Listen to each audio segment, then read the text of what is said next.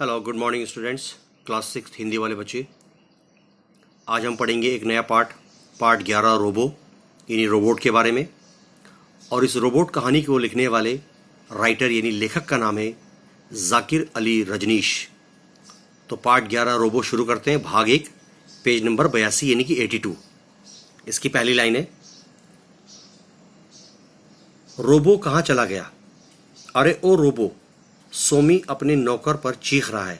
जिसने वो रोबोट बनाया है उस मनुष्य का नाम है, इंसान का नाम है सोमी। वैसे सोमी का नाम तो है सोमेश, लेकिन प्यार से सभी लोग उसे सोमी कहते हैं। रोबो सोमी के नौकर का नाम है। रोबो यानी एक रोबोट है, एक मशीन वाला आदमी है। सचमुच का रोबोट है, वो लोहे का बना है, एकदम आदमी जैसे काम करता है, आदमी की तरह चलता है, आदमी की तरह सुनता है और आदमी की तरह सारे काम करता है। आदमी की तरह उसका समझना बोलना भी सेम वैसा ही है। सोमी अपने पिता का एक इकलौता अकेला बेटा है, लड़का है। पिछले साल उसकी माँ का स्वर्गवास हो गया था, यानी पिछले साल सोमी की माताजी दुनिया से जा चुकी। पिता पेशे से, प्रोफेशन से वह एक डॉक्टर है। उनके पास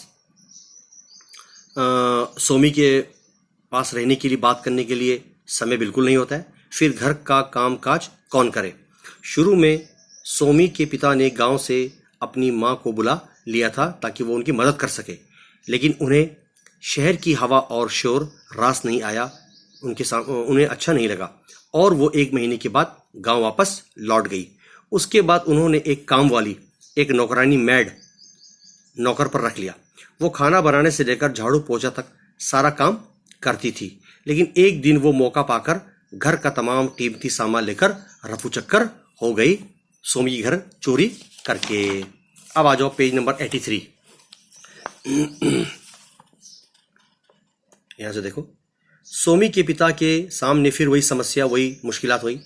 घर का कामकाज कौन करे? संयोग से, इत्तेफाक से उसी दिन उन्हें पता चला कि किसी कंपनी ने एक रोबोट के ऐसे मॉडल बनाए हैं जो घर का काम करते हैं।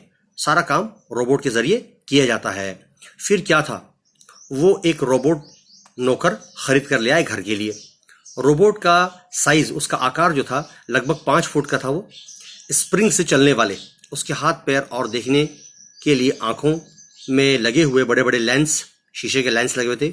उसकी पीठ में एक बैटरी लगी थी जिससे उसे शक्ति मिलती थी और 6 महीने में एक बार वो बैटरी को चार्ज करा लेते थे। फिर सारी चिंताएं, सारी परेशानियां खत्म हो गई घर की। न काम चोरी का रोना और ना ही घर में सामान लेकर गायब होने का सिरदर्द, ये तमाम चीजों से उन्हें छुटकारा मिल गया। रोबोट को देखकर सोमी बहुत खुश हुआ। एकदम वो खिलौने की तरह लगता था। सोमी ने सोचा कि अब वो उससे अपने सारे काम करवाएगा और अपने दोस्तों को दिखाकर उन पर अपना रोब झाड़ेगा, यानी लोगों के सामने बिल्कुल बोलेगा कि देखो मेरा ये रोबोट आया है। लेकिन रोबोट का नाम क्या रखा जाए? पापा ने इसकी जिम्मेदारी सोमी पर छोड़ दी। वो काफी देर तक सोचता रहा और काफी देर के बाद सोच विचार के बाद उसने उसका नाम रोबो ही रख दिया।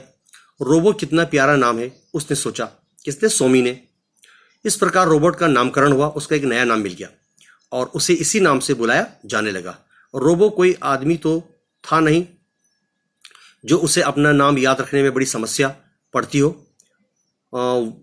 वो तो एक मशीन है। जो चीज उसने एक बार अपने दिमाग में डाल दी वो हमेशा के लिए वहीं पर जमकर रह गया। सचमुच रोबो बहुत समझदार निकला। वो घर के सारे काम बहुत ही होशियारी से, समझदारी से करने लगा। समय पर चाय, समय पर नाश्ता और समय पर खाना वगैरह सब कुछ तैयार करने लगा। घर की घड़ियां भले लेट हो जाए, जो घर में दीवार पर या टेबल पर जो घड़ी लगी होती थी, वॉच वगैरह, उनमें समय थोड़ा सा लेट हो जाए, पर वो कभी 1 सेकंड की भी इधर उधर नहीं होता था। क्या नहीं करता, वो बिल्कुल समय पर काम करता। खाली समय में सोमी रोबो के साथ शतरंज खेलता था। शुरू में तो रोबो अक्सर हार जाता था, लेकिन अब उसने अपने दिमाग में पहले की तरह सारी चालें फीड कर ली थी। अब तो वो सोमी को भी हरा देता था शतरंज के खेल में। बेचारा सोमी जब हार जाता तो रोबो पर झूठ झूठ के आरोप, उसे इल्जाम लगाने लगता। कभी कभी तो उसे मार भी देता था, लेकिन इससे रोबो का तो कोई नुकसान नहीं होता था। उल्टा सोमी को ही चोट लगती थी। क्यों लगती थी? क्योंकि वो लोहे का बना हुआ था और सोमी को पछतावा होता। और जब 2-3 आवाजें देने के बाद भी रोबोट नहीं आया तो सोमी का पारा, उसे गुस्सा आ जाता और उसका पारा 7वें आसमान पर जा पहुंचा। इस बार और जोर से चिल्लाया। क्यों? सोमी बहुत जोर से चिल्लाया रोबोट पर। तुम्हें सुनाई नहीं पड़ रहा है रोबो के बच्चे? लेकिन चौथी बार सोमी को चिल्लाना नहीं पड़ा क्योंकि रोबो कमरे में दाखिल हो चुका था। उसे देखते ही सोमी के चेहरा लाल पीला हो उठा और उसने बिना सोचे समझे रोबो के गाल पर एक तमाचा जड़ दिया। यहां तक हमने पढ़ा दिया भाग 1। इससे आगे वाला जो भाग 2 है वो अगले भाग में पढ़ाएंगे। धन्यवाद।